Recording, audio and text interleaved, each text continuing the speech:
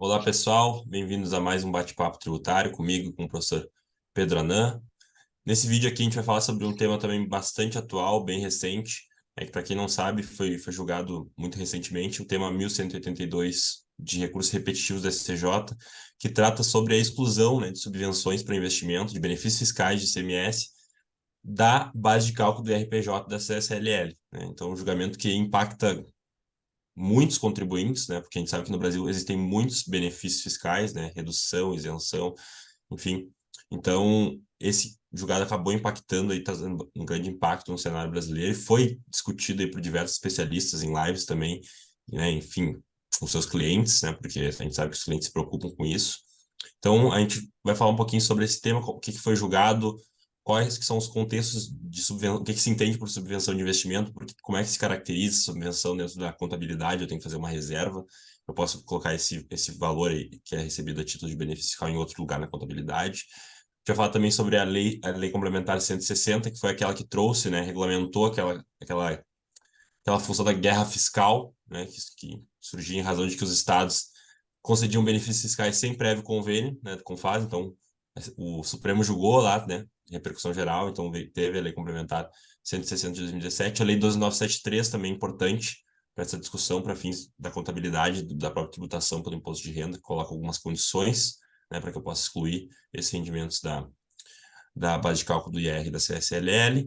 Então, a gente vai falar um pouquinho sobre esse tema, trazer também um outro tema que foi julgado pelo STJ, que tem relação, que é o tema 1008, perdão, né, de recursos repetitivos, que foi no julgado onde o STJ entendeu que poderiam ser excluídos da base de cálculo do RPJ e da CSLL os créditos presumidos de ICMS. Então, a gente vai falar um pouquinho disso, professor Pedro. Mais uma vez, muito obrigado pela sua presença aqui. Para quem não está inscrito no canal, pessoal, não se esqueçam de se inscrever, isso é importante para nós, importante para o canal, para a divulgação dos vídeos. E também dê um joinha se vocês gostarem do vídeo, tá? Qualquer dúvida, a gente também está aberto aos comentários. Professor Pedro, mais uma vez, muito obrigado. A palavra é sua. Obrigado, Jorge. Vamos falar desse tema, né, a questão da tributação da receita da subvenção de investimento, no caso da bate-cálculo do imposto de renda e da contribuição social ao lucro. Nós já fizemos um vídeo sobre isso, né, Jorge? Foi um dos primeiros do bate-papo, né? Então, isso a gente vai complementar o que a gente já falou. E vamos revisar, como você bem colocou, essas questões, essas definições, o que é a subvenção de investimento, subvenção de custeio, falar da Lei Complementar 160, falar da Lei dos 973, falar da questão da decisão do STJ em relação ao crédito presumido e essa recente decisão do STJ que vai falar dos outros créditos, né? Das outros tipos de incentivos, que é não incidência, crédito otorgado, isenção, né? Então, crédito presumido, nós temos uma decisão específica, o fundamento é outro, e para essa questão dos outros benefícios, a gente tem essa decisão recente que a gente vai estar falando aqui. Então, essa decisão do STJ recente é 1945110, né? E vamos falar primeiro da concentração. O que é subvenção, né, para investimento? O que é subvenção para custeio? Então, subvenção para investimento são incentivos do governo para setores ou regiões cujo desenvolvimento haja interesse. Então, quando o governo estadual ou federal tem interesse que determinada região precisa ser incentivada para poder atrair empresas, para poder desenvolver projetos, para poder gerar empregos, para poder desenvolver aquela região, ela cria a subvenção para investimento, que ela pode ser, né, tanto em ativos, eu posso dar ativos, eu posso dar um terreno para a pessoa usar, eu posso dar o local para a pessoa utilizar, ou pode ser em resultado, que seria através de valor financeiro, pode ser através até de recursos de dinheiro, ou através de incentivos fiscais, né? Seja ele da área federal, do imposto de renda, a gente tinha um exemplo da Sudene, né? Que era incentivos da área do norte e do nordeste, e temos os incentivos fiscais estaduais que os estados dão para poder fazer a atração desse investimento. E temos subvenção para custeio, que destinam-se a compensar despesas operacionais e de produção. Qual que era a grande discussão que nós tínhamos, né, principalmente no CARF, antes da Lei Complementar 160, né, de 2017? Se o incentivo fiscal de ICMS estadual era subvenção para investimento ou subvenção para custeio. Então, nós tínhamos uma grande maioria das decisões no sentido que seria subvenção para custeio, né? A não ser que o contribuinte conseguisse comprovar, né, que havia um projeto de desenvolvimento, que esse projeto estava sendo respeitado, estava gerando emprego. Aí, se nesse caso havia esse cumprimento, aí as decisões eram no sentido que era subvenção para investimento. Então, para acabar com essa discussão, veio a Lei Complementar 160 de 2017, que alterou o artigo 30 da Lei 12.973 de 2014, que ela veio falando no seu parágrafo 4º, os incentivos e benefícios fiscais e financeiros relativos ao imposto previsto, né, no inciso 2 do caput do artigo 155 da Constituição Federal, que é o ICMS, concedida pelos Estados e pelo Distrito Federal, são considerados subvenção para investimento, vedadas exigências de outros requisitos ou condições não previstas neste artigo. Então, aqui, acabou a discussão se é subvenção para investimento ou custeio. Se for incentivo de ICMS, é subvenção para investimento, portanto, se é subvenção para investimento, é considerado, né, tem que se aplicar aquela questão, né, do imposto de renda, que seria a não tributação. Tá? O disposto parágrafo 4 deste artigo não se aplica, inclusive, aos processos administrativos e judiciais ainda não definitivamente julgados. Né? Aplica-se. Então, nesse caso, ele retroage, como é benéfico, também aplicaria aos casos que ainda não eram julgados pelo CAR. Então, a partir de 2017, houve essa alteração da legislação, por força dessa decisão do STF, que o Jorge até comentou, portanto, acabou essa discussão, se é subvenção de custeio ou não. Né? É tudo subvenção de investimento. O que se começou a discutir essa subvenção ela tem que preencher requisitos? Os requisitos da Lei 973 de 2014, e para a gente poder relembrar, vamos falar quais são os requisitos que a lei fala, né? No artigo 30. Né? A subvenção para investimentos, inclusive isenção, redução de imposto concedidos como estímulo de implantação e expansão de empreendimentos econômicos e as doações feitas por públicos não serão computadas na dedução do lucro real, desde que registrado em reserva de lucro. Aí nos requisitos tem que ser reserva de lucros, que contabilmente falando seria a reserva de incentivos fiscais. Então, primeiro, isso transita como receita, afeta o lucro contábil. Depois, eu pego esse lucro, não posso distribuir para o sócio acionista, eu vou contabilizar isso como uma reserva de incentivo fiscal dentro do patrimônio líquido. Então, se ficar dentro do patrimônio líquido, ok, não é considerada subvenção para investimento, portanto, não se tributa por imposto de renda e para a contribuição social sobre o lucro. Tá? Então, é uma receita que é não tributável, eu excluo da base de cálculo do imposto de renda. Eu só posso utilizar quando? Para absorver prejuízos contábeis, desde que anteriormente já sido totalmente absorvido as demais reservas de lucro, ou seja, ela é a última a ser utilizada, ela não pode ser utilizada antes, ou para aumento de capital. Então, somente nessas duas hipóteses. Ou absorção de prejuízo, ou para aumento de capital. Eu não posso distribuir. Na hipótese inciso 1, a pessoa jurídica deve recompor a reserva à medida que forem operados lucros no período subsequente. As doações e subvenções que tratam caput são tributadas caso não seja observado o exposto para o primeiro, ou seja, se você distribuir antecipadamente, não capitalizar, vai ter que tributar, porque você perde o incentivo fiscal. Ou seja, dados destinados diversos da que está previsto no CRAP, inclusive na hipótese de capitalização do valor e posterior redução do capital ao sócio, mediante redução do capital social, hipótese em que a base para incidência é valor instituído e limitado ao valor das exclusões decorrentes da ação de subvenção. Porque não adianta você capitalizar, depois reduzir o capital e distribuir para o sócio. Então, existe, a gente fala, uma isenção condicionada. Ela está colocada a condição. Então, é isso que a Lei 12.973 acaba colocando. E aí ela fala, né? Que a restituição de capital sócio titular mediante redução de capital nos 5 anos anteriores à data da doação ou subvenção por sua capitalização do valor da doação ou da subvenção, hipótese em que a base para incidência é o valor restituído limitado ao valor total da exclusão. Então, ela fala como é que vai ser tributado.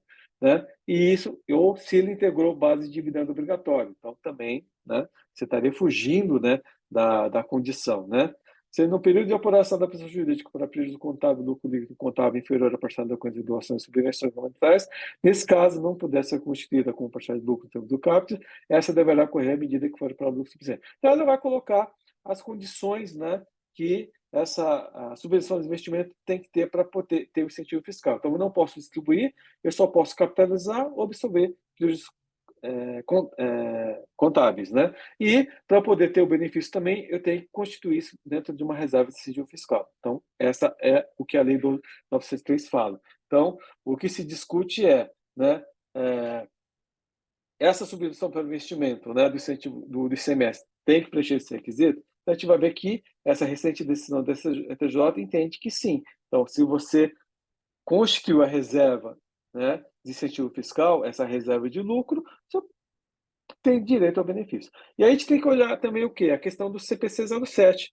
O que fala CPC 07? Da questão da contabilização da, da reserva de incentivo, subvenção para investimento. Então, o que ele vai falar no seu item 12? A subvenção governamental deve ser reconhecida como receita ao longo do período e é confrontada com despesas que pretende compensar em base sistemática, desde que atendidas as condições desse pronunciamento. A subvenção governamental não pode ser acreditada diretamente no patrimônio líquido. Então, ela tem que ser uma receita que afeta o lucro contábil e depois eu vou destinar a reserva como reserva de incentivo fiscal. O que se discute nesse caso, né, Jorge, é a questão de uma isenção, por exemplo. Uma isenção, o que ela é? Né? É uma hipótese de não tributação. Eu não tenho tributo. Eu não tenho o fato gerador de tributo. Portanto, eu não teria o passivo, né? Eu não teria a dívida, né? Então, uma subvenção, um incentivo fiscal, teria como você constituir uma receita, contabilizar uma receita, já que você não tem a contrapartida que seria o passivo. Então, por exemplo, o professor Luiz Eduardo Schwerer entende que não, né? Que, como isso é uma isenção, é uma hipótese de não tributação, portanto, não há que se falar na constituição do passivo. Se você pegar o CPC 07, o que muitos entendem? Eu vou constituir um passivo e eu vou constituir uma receita. Então, eu gero uma receita contábil e gera um passivo contábil no mesmo valor. Então, um afeta o outro, um anula o outro, né? Aí, isso justificaria o quê? Eu criar a receita no resultado, essa receita eu excluiria da base de cálculo do imposto de renda, né? E constituiria a reserva do incentivo fiscal. Só que qual que é o problema? E a despesa? Você não deve o tributo, porque você é isento da tributação desse valor. Então, não faria sentido você constituir essa provisão. E aí, o que o contribuinte vai querer fazer? Não tributar a receita e deduzir a despesa. Só que essa despesa, teoricamente, não existe. O que o professor Eliseu Martins fala? Isso seria como se fosse uma conta de compensação, das antigas contas de compensação que a gente tinha no caso dos bancos, né, de algumas empresas. Né? Então, isso não afetaria, né, teoricamente, o resultado, porque uma coisa não lê a outra. Você só cria essa receita, essa despesa, só para fins de controle contábil, só que isso não daria efeito, né, tributário. Só que vai ter efeito tributário, né? Você vai ter Mas essa dedução de investimento. tem empresas que colocam, por exemplo, o ICMS cheio, né? E daí Sim, fazem exclusão, aí faz sentido, porque tá lá dentro. O problema são essas que colocam o ICMS pelo valor líquido. Porque daí quando ela vai fazer a exclusão, o valor não existe na contabilidade. Então como é que ela vai sim. excluir algo que não estava lá, né? É. Isso, Várias empresas também fazem dessa forma.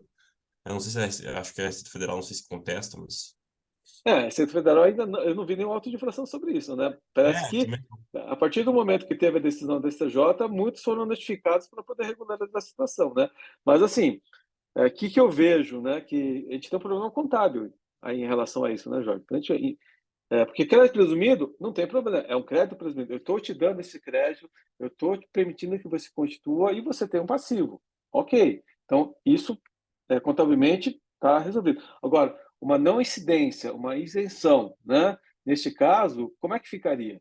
Né? Você não tem fato gerador do tributo. Você simplesmente não tem o tributo, ele não existe, né? Eu não tributo esse valor.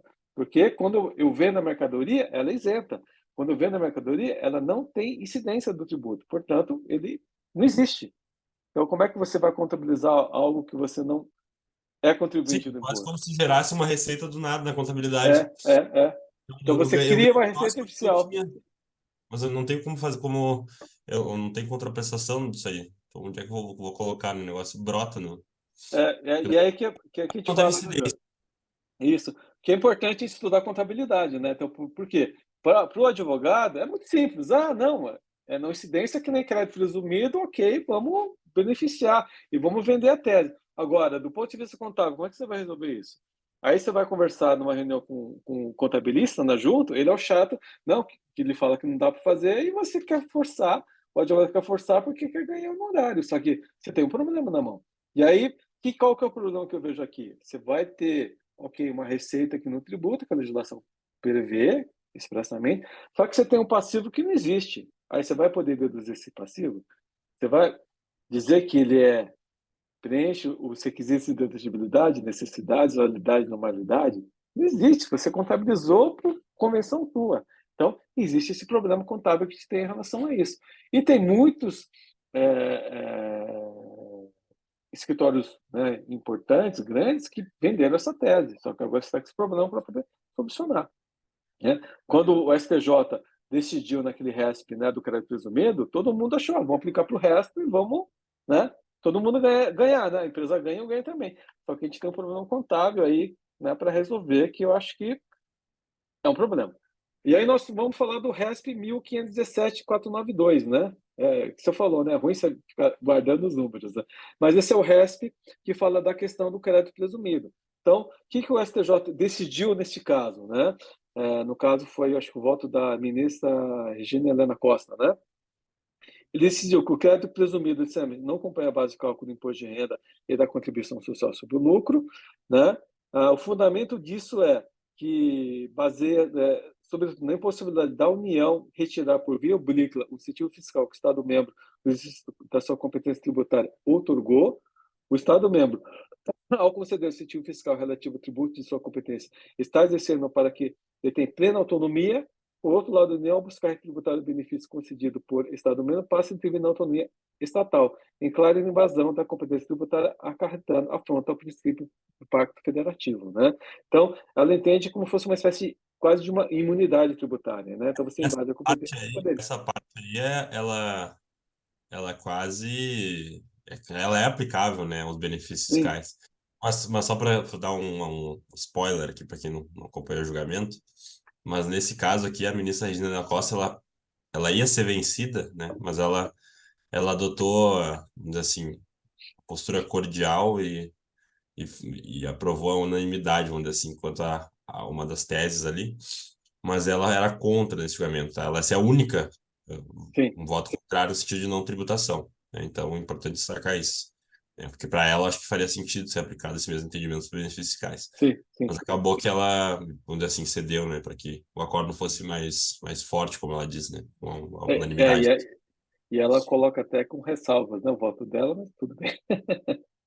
E aí, nesse É, caso, do cara de presumido, ele deixou bem claro que esse julgamento de recurso não leva em consideração para o quarto e quinto da lei, artigo 30 da lei 12.973, né, que uma vez que somente entrará em vigor após o julgamento, né? Então, esse é o caso antes da edição da lei, da alteração de 2014, tá? Então, nesse caso do crédito presumido, que se aplica? O RES 1517 de 492, tá? Então, crédito presumido é uma discussão, é um entendimento.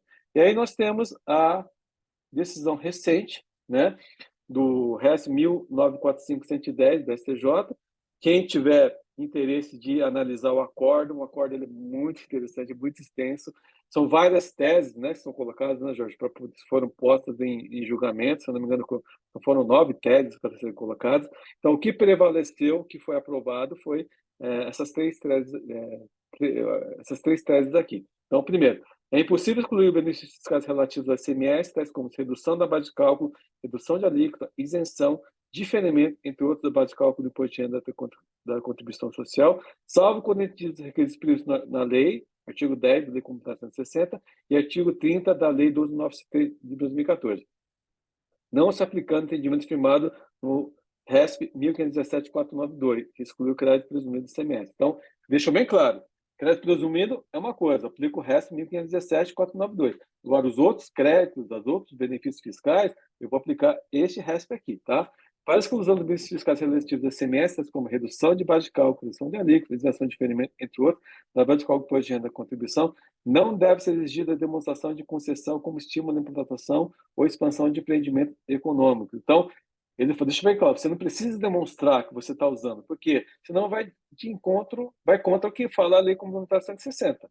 Ela fala que não precisa cumprir requisito nenhum, tá? Só que o inciso 3, o item 3 que causou uma certa polêmica, né? Que fala, considerando que a Lei Complementar 160 incluiu o parágrafo 5º, 4º e 5º, artigo 30 da Lei 12.973, sem, entretanto, revogar o disposto no parágrafo 2º, a despesa de comprovação prévia pela empresa, de que essa subvenção fiscal foi concedida como medida de estímulo à implantação e expansão do empreendimento econômico, não obsta a Receita Federal de proceder ao lançamento do imposto de renda da contribuição social em procedimento fiscalizatório, for verificado que os valores do benefício fiscal foram utilizados com a finalidade estranha à garantia da validade do bem econômico.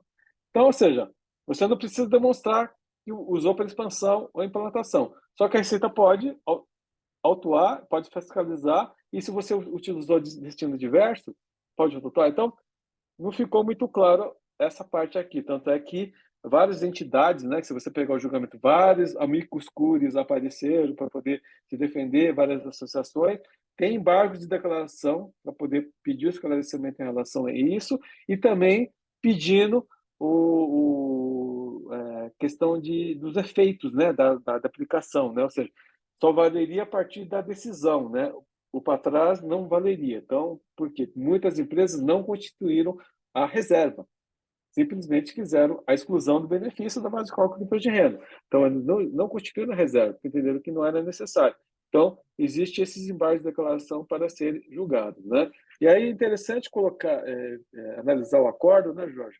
Que ele fala que na questão de redução de base de cálculo, redução de alíquota, redução de diferimento, eles entendem que isso não é valor positivo, que não é receita. Então, por isso, como isso não gera uma receita para o contribuinte, né?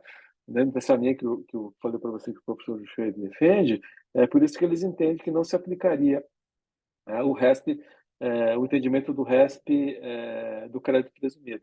Então, os próprios ministros do STJ, né, analisaram dessa linha diferente. Agora, se você comprova que esse valor foi contabilizado como receita e foi destinado como uma reserva, né? Então, aí você poderia se beneficiar do benefício. Então, só que voltamos a falar, né, Júnior? Nós temos um problema contábil, né?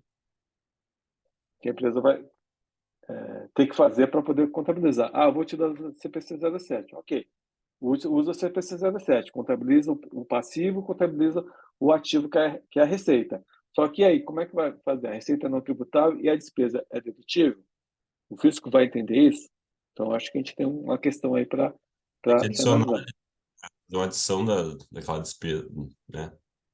Porque se você adiciona a despesa, Jorge, não faz sentido excluir a receita, porque você Esse é o mata o problema. efeito, né? Então, você não tem o benefício, né? Então, esse é o ponto, né? Então, é a questão contábil que é difícil de ser superada. Então, eu não sei como os universitários vão resolver essa questão, né? Tanto é que tem muitos escritórios aí que vendendo essa tese estão tentando resolver, né? Porque aquela coisa, o contribuinte, o cliente, ficou com um problemão, né? E aí, né, para a gente poder concluir esse tema, né, Jorge? Assim, só resumindo, né? Então, crédito presumido, o que eu vou aplicar? O resto 1517.492. A base é a questão da violação do Pacto Federativo. Nesse caso, eu tenho receita, portanto, fica mais fácil, né? Já no caso de redução, base de cálculo, redução de alíquota, redução de diferimento, entre outros, eu vou aplicar o RESP 1945110. Eu tenho que constituir uma reserva de lucro e aplicar o disposto na Lei 12.973 de 2014, junto com a Lei Complementar 160 de 2017. Aí, eu tenho que deixar bem claro, né? Temos uma questão contábil, tem que ser superada. Como é que eu vou contabilizar algo que eu não devo, né? Então, aí vamos aguardar, né? E só para resumir, os critérios que ficaram, então, foram basicamente, tem que fazer a reserva, né? E eu tenho que ter uma finalidade, vamos dizer assim, que não seja estranha à pessoa jurídica. Não necessariamente precisa ser para implementação de um empreendimento, né? Mas eu Sim, não posso também usar para qualquer coisa. sim. Então, Na, compro ver- na, critério na verdade, finalístico, mas não isso, aquele finalístico que estava que tem ali no artigo, no caput do artigo do 30 da 2973, né? Ficou mais no isso. sentido de, olha, até por questão de ser uma reserva ali do patrimônio líquido, né, de reserva de incentivo fiscal, então tem toda a finalidade da própria reserva, então não poderia Sim, usar para qualquer coisa, né, e a própria lei também ali fala no parágrafo 2º. Então seria mais uma interpretação de finalística, assim, do porquê de sim, fazer essa reserva e do porquê do incentivo. Eu não posso, por exemplo, pegar um incentivo, né, do Estado que, enfim, sei lá, foi feito para manutenção da empresa, enfim, e eu querer distribuir dividendo em cima sim, sim, considerando. sim. É. Então, eu acho que Aí que até faz um pouco de sentido, assim. Não acho tão fora da caixa esse pensamento do STJ. É claro, ficou um pouco. Fica também um pouco. Vai gerar discussão porque fica meio aberto, né?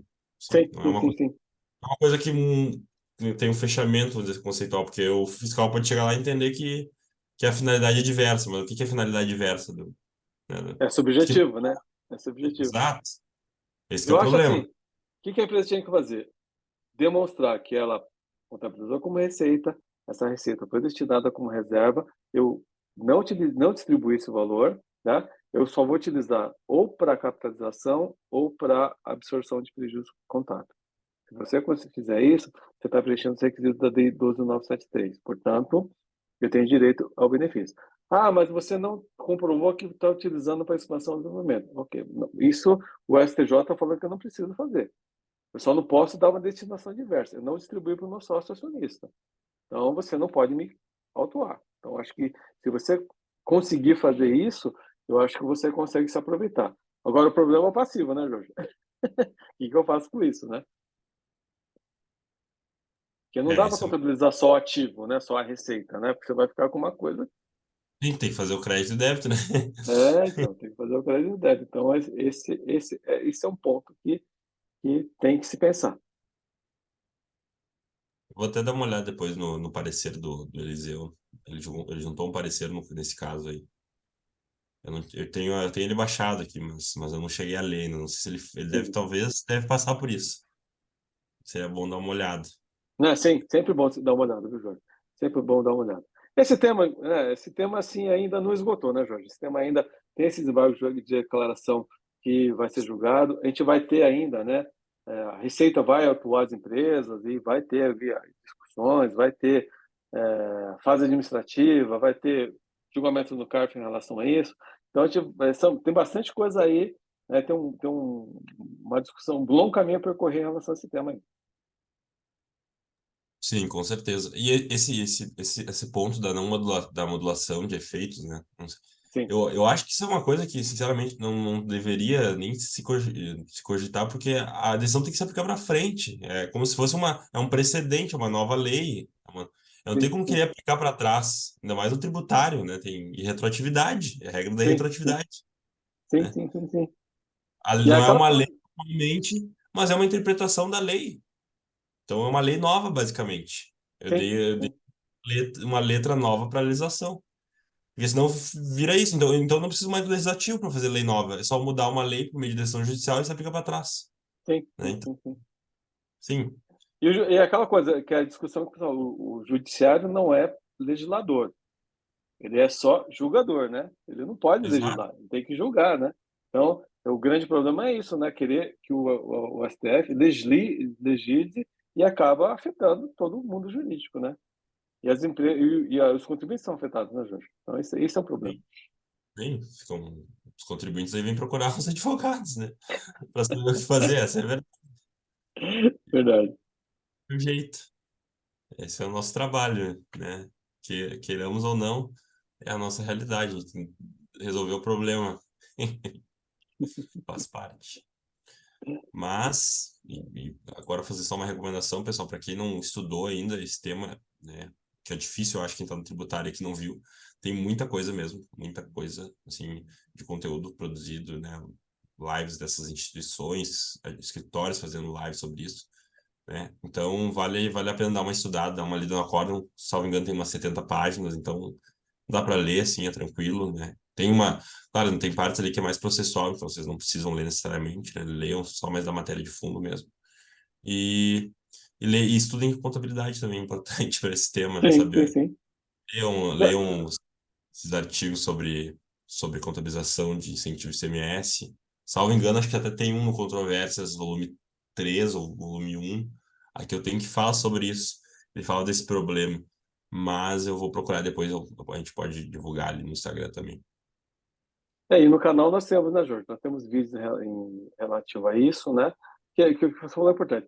Eu acho que antes de quem está chegando agora, antes de ler o acordo, vai estudar o que é sobrevisão para investimento, como é que contabiliza, para poder entender o que é, para depois você ler o acordo e entender o que é a discussão, porque não adianta nada se você não sabe a base, né? Aquela coisa, né? E já querer entender o assunto. Então vai no básico, entende o que é, aí depois estuda e vai chegar na sua conclusão. Acho que isso é importante. Para quem tá chegando agora, a gente sempre recomenda que veja uns vídeos anteriores, assim, os vídeos mais básicos. Tem vários vídeos do professor Pedro também no curso de imposto de renda dele, né, PIS e COFINS, então, para quem tá chegando agora, é bom dar uma visualizada aí que vai chegar com uma carga mais uma carga mais alta, né, de conhecimento para entender esses temas aqui que a gente fala às vezes até meio de forma mais descontraída, vamos dizer assim, né? Sim, sim. Então é isso, pessoal. Não se esqueçam de dar o joinha aí para quem gostou do vídeo. Comentem qualquer coisa. Nós ficamos felizes com os feedbacks atuais. Então, Sim. se quiser dar feedback, seja positivo ou negativo, a gente está aberto. E também, eventualmente, compartilhem o vídeo, né? Não se esqueçam de se inscrever no canal também. Se inscrevam, que é importante isso. Não sei quantos inscritos tem no canal agora, professor, mas É quase 1.100, Jorge. Estamos 1.090. já tem um público legal aí para um tema Sim, específico como esse. sim. Mas é isso. Seguimos com a parceria aí e ficamos à disposição. Obrigado, professor, E pelo- eu que por mais. agradeço, Jorge. Obrigado aí, em tratando de tema bastante relevante e atual, né, e agradeço a todos que nos assistiram e continuem nos acompanhando. Então, obrigado, até a próxima. Tchau, tchau, pessoal. Tchau, tchau.